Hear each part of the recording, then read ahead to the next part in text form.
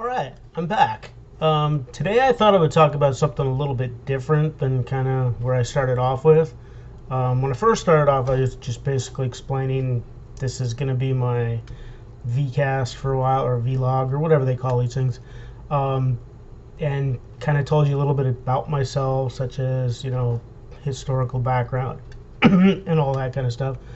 But then I went into explaining about my new car that I bought, the 2019 Honda Insight, which I'm very happy about, and I keep mentioning over and over again, and I probably will. Um, this time I thought I would go a little bit of a different direction. I'm a writer, and so one of the other aspects of this whole vlog blog that I actually wanted to do was to devote about a third of it talking about writing and the craft of writing. I know a lot of writers tend to write about their own selves, such as, these are my books, buy them, that kind of sort of thing. Um, that's not really where I want to go with this. I mean, I may mention them from time to time, like today I'll probably mention a couple of my previous ones, but kind of only in context to discussing what I want to discuss with you today. Okay, couple of background things I wanted to cover is, well, first off,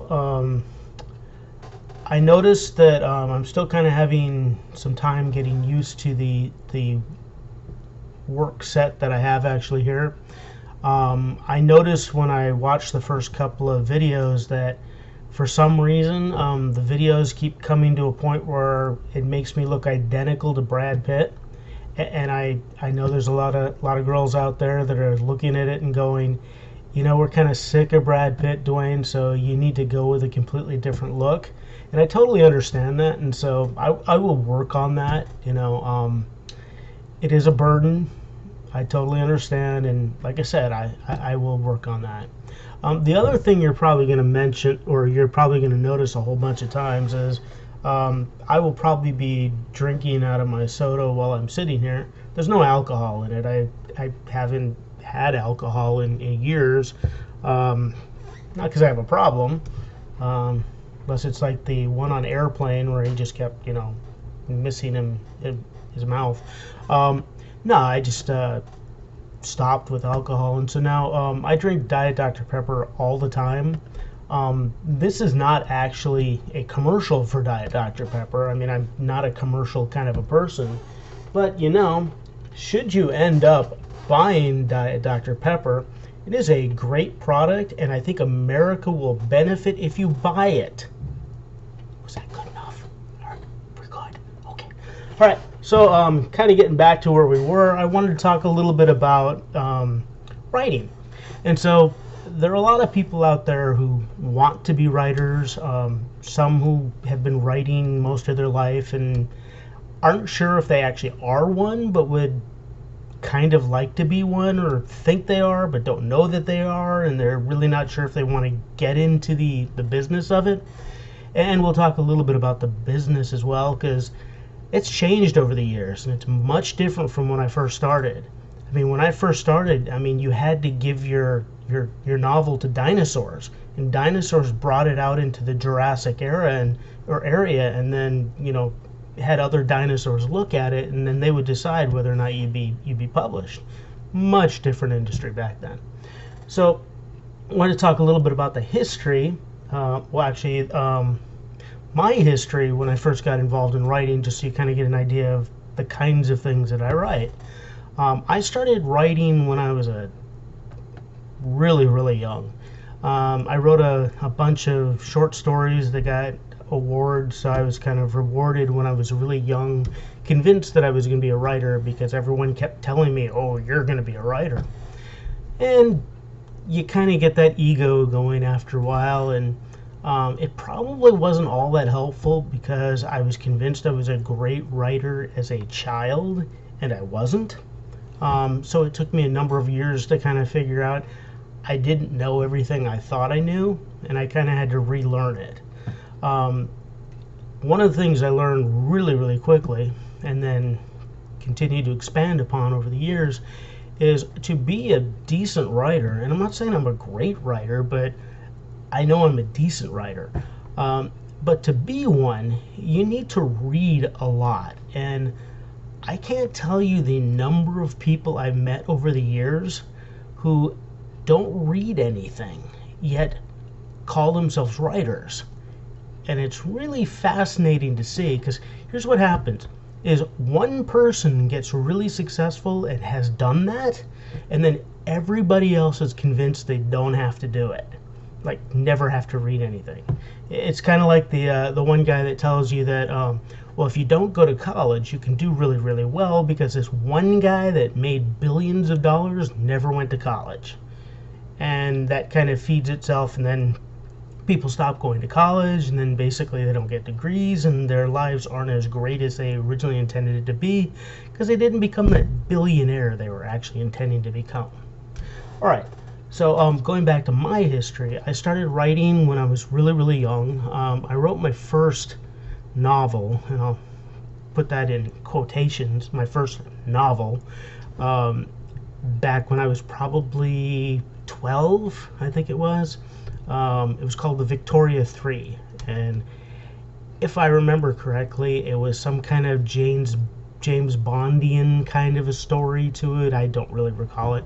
I do remember reading it years and years later and just kind of laughing hysterically, because that's the kind of stuff you write when you're that young, but convinced you're writing great novels. And I think that novel was somewhere around 112, 120 pages. So it wasn't really a novel, but it was the first completed thing I had actually done. And part of the problem on that, and this is what I want to talk about a little bit, is a lot of people will write their very first novel and are convinced that's the masterpiece they need to share with you. And that becomes a real problem, because they'll spend all of their time, or at least they used to spend all of their time, trying to ship that one novel out there.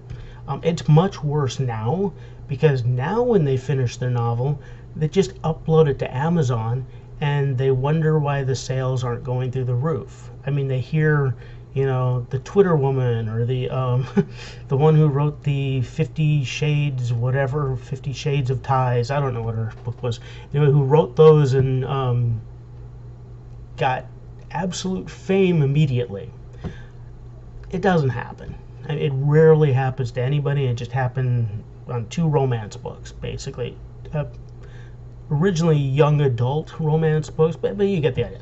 So anyway, so I started out, like I said, really young, and then I just kept writing. I went to West Point, so I got into the service, and while I was serving in the military, I was out in the field once. Well, I was out in the field a lot of times, but I was out in the field once, and I'd run out of things to read.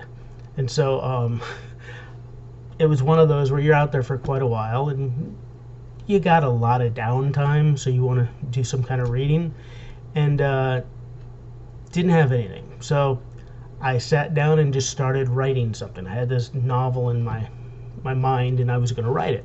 So I spent quite a bit of time while we were out in the field, because we went out quite often. And so I kept writing. Then I brought it back to my office, and I would write it there all the time.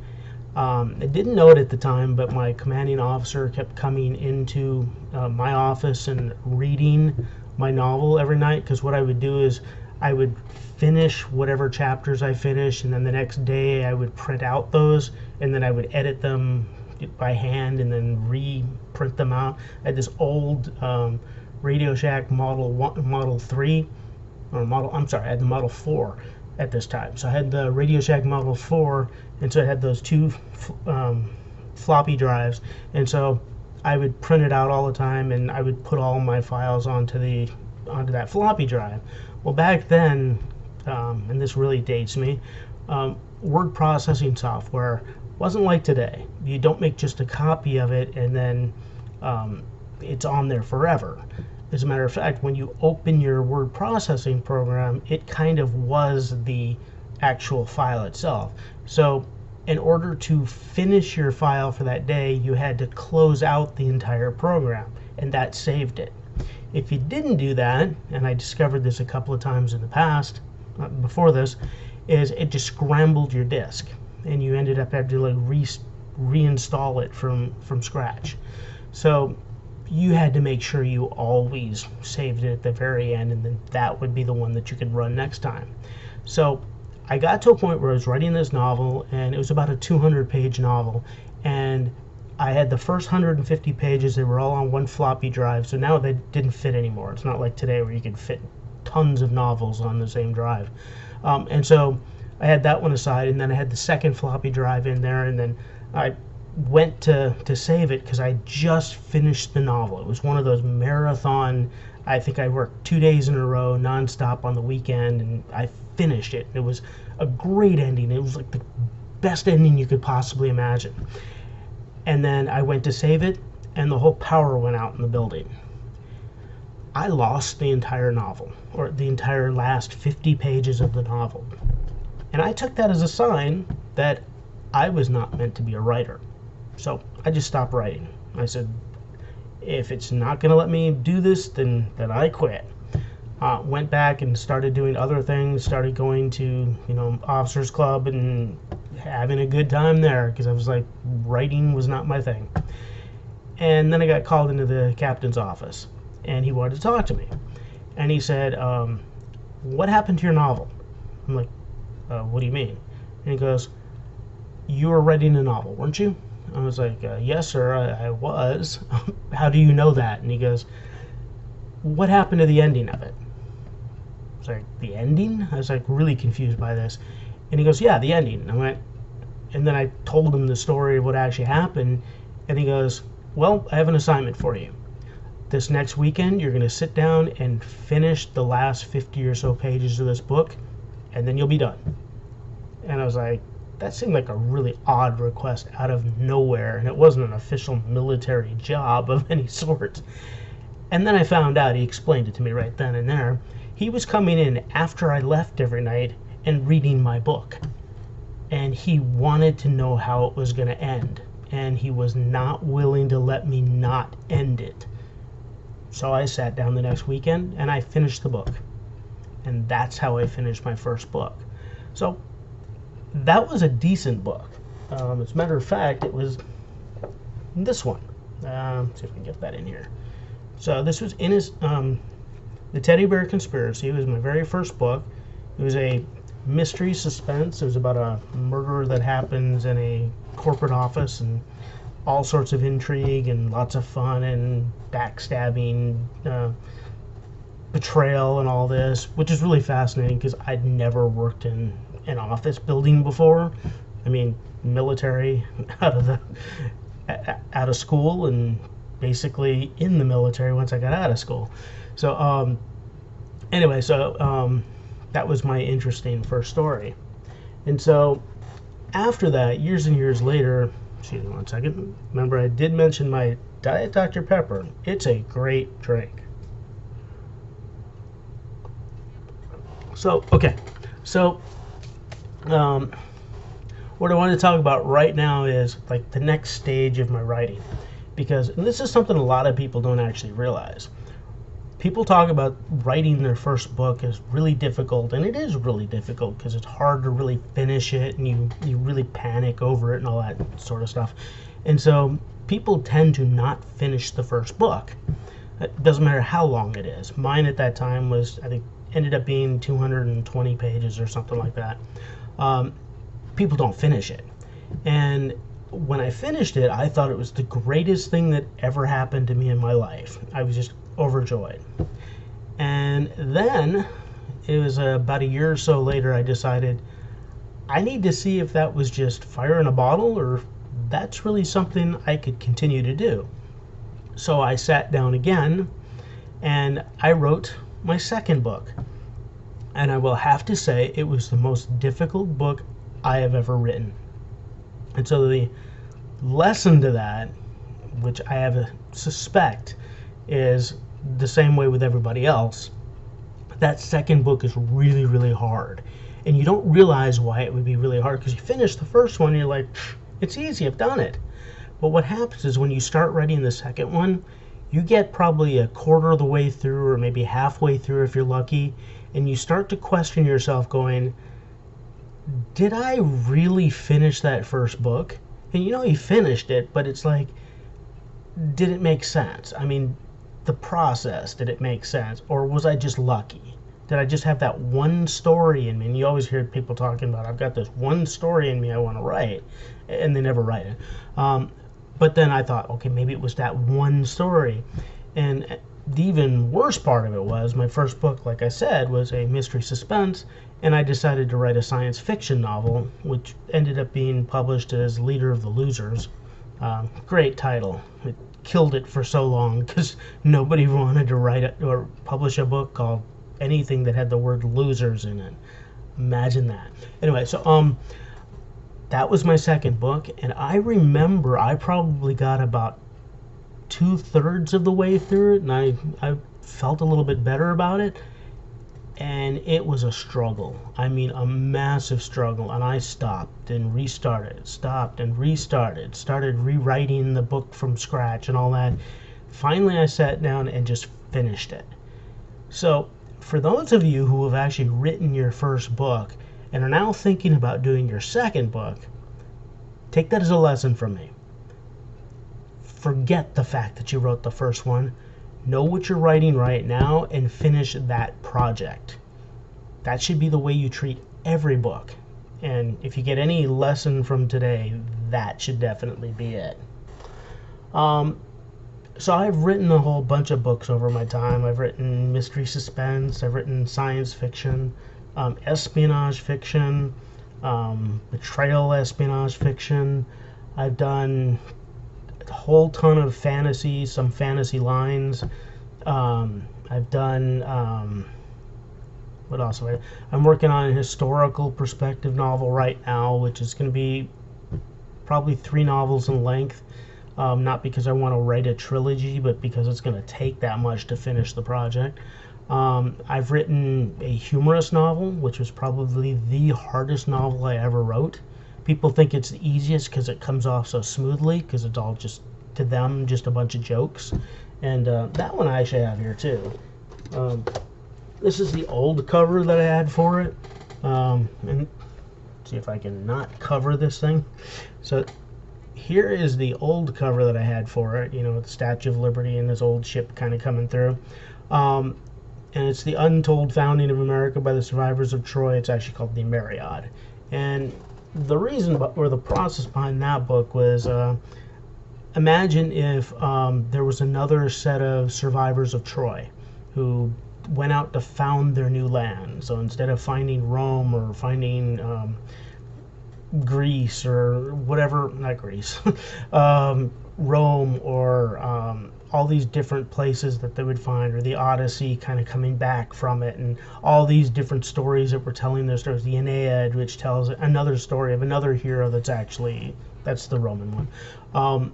And so I thought, well, wouldn't it be interesting to tell a story of the founding of America by the survivors of Troy, using all the American icons as gods? And because basically the whole idea of telling histories like that is you replace the old gods with the new gods. And I figured we don't actually have a whole bunch of gods, but we've got like lots of icons, like I had Visa, the god of the plastic people, stuff like that.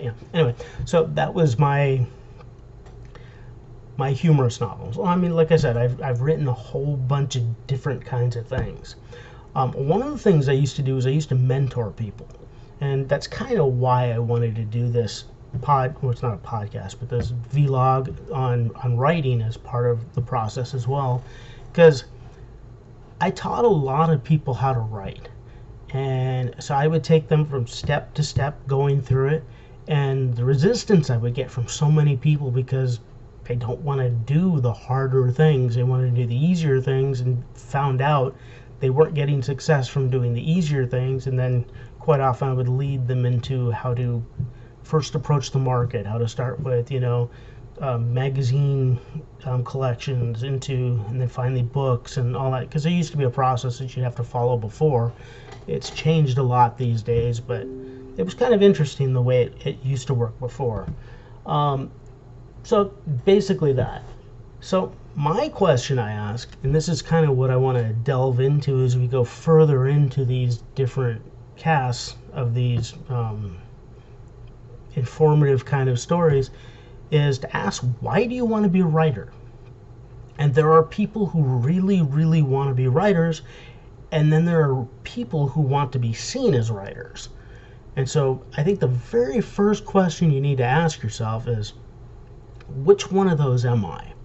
And we all kind of fall into it, because I will tell you, even though I am a writer, I've always spent most of my life wanting to be seen as a writer.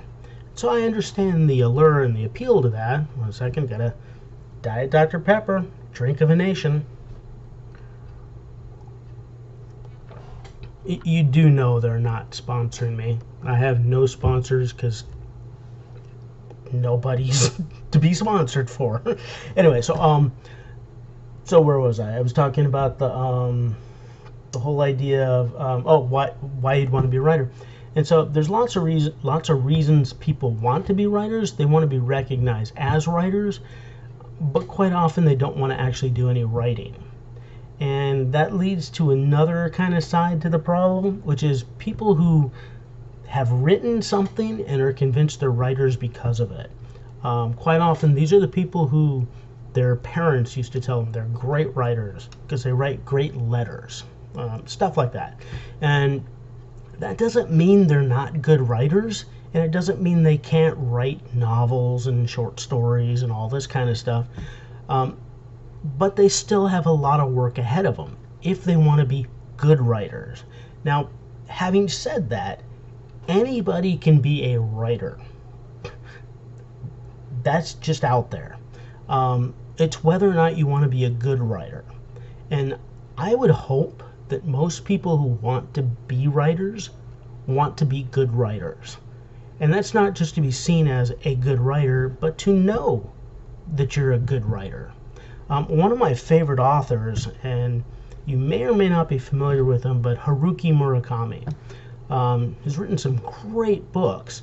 And so I read one of his books recently, or not recently, but a couple years back, called What I Talk About When I Talk About Running. And didn't know it at the time, but the guy is a long distance runner. And he's not one of these guys who like spent his entire life training to be a long distance runner. He kind of woke up one day and said, I want to be a long distance runner.